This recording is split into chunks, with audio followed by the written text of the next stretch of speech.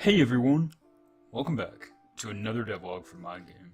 It's been a while since I made one, Oh, brother, this guy stinks! but I'm going to try to make this a more regular series with some longer videos and hopefully more production value. So let's hop right into the video.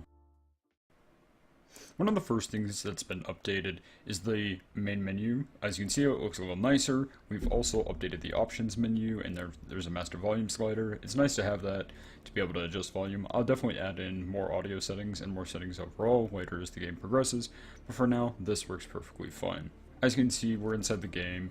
The shotgun finally has animations and everything. As you can tell, the muzzle flash was a little off, but it was perfectly fine. We can fix it later. I just need to add a bone into the shotgun itself, and we'll be able to fix that. You can see the ejecting shells, and some of the enemies around the world as well. That's what I was looking at a second ago. That little bullet thing up there, that's one of the bullets for the gyrojet rifle, which you'll see it later. But yeah, as you can see, the shells eject. It's awesome. It's such a tiny little detail, but it added a lot in my opinion. And you'll notice like it bounces off the wall and stuff. They're physics-based shells, so it's a really cool feature to have. This is the AI. I totally redid the AI from the red bean enemies. These AI have the blackboard and behavior tree system versus the old one was just using AI move 2. So it's such super basic. The suicide bots have also been updated so they actually commit suicide and blow up, and they'll damage you. The dogs also attack, and they have like an attack animation, so they don't just damage on overlap anymore. Here you can see I was trying out the melee and I totally messed up, so I grabbed some armor and I'll go through and I actually pull off the charge melee. So you'll see the little blue line trace, and that means it's a charge melee.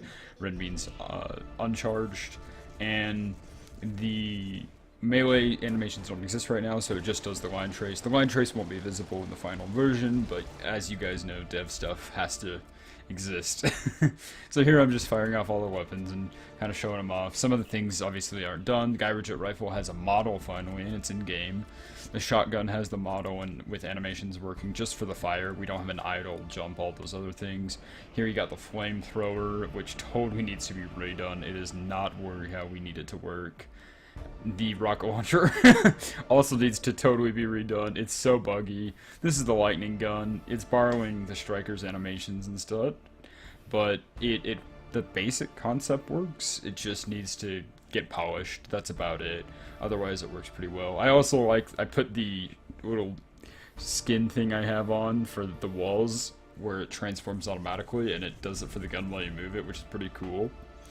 And then here I just was showing off that as you shoot the weapon, it'll switch if it's empty. So it's just a cool little feature.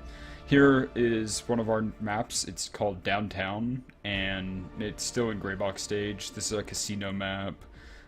We got this beautiful skybox, but as you can see, a lot of things are still planning. I need a lot of help from the art team. Right now, we're not too artistically advancing, but that's okay. I'm patient.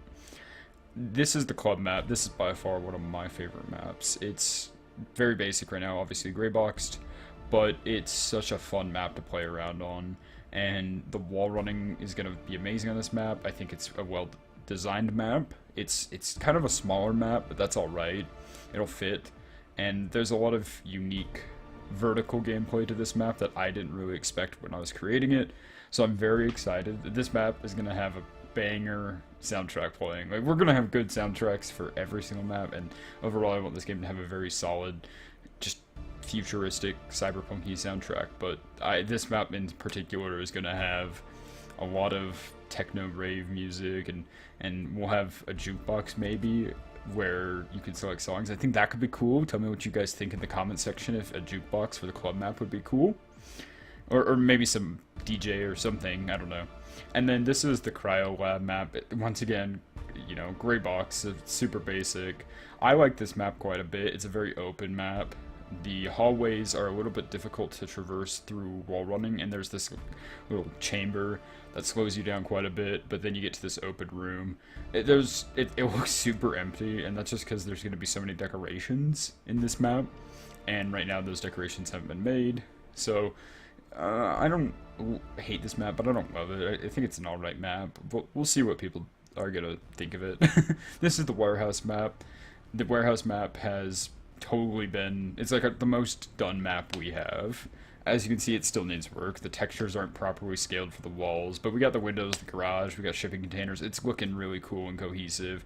It does need to look a little bit more cyberpunky and futuristic, but you know, it's a warehouse.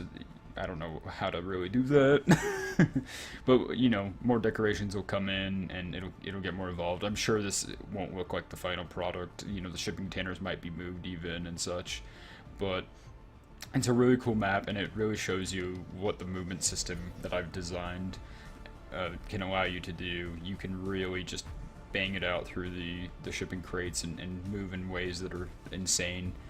And one of the other notable features I added in was source control. This has been something that I wanted for a long time. I finally set up a server with DigitalOcean, and we went through Perforce for our source control, and it allows us to basically just have a multi-user editing system that is a little bit more cohesive. We used to just say Google Drive compress zips back and forth, and it's not very efficient, but this is so much better. There's a couple of pain in the butt things, but we can deal with it. We're intelligent people, or I like to think we are.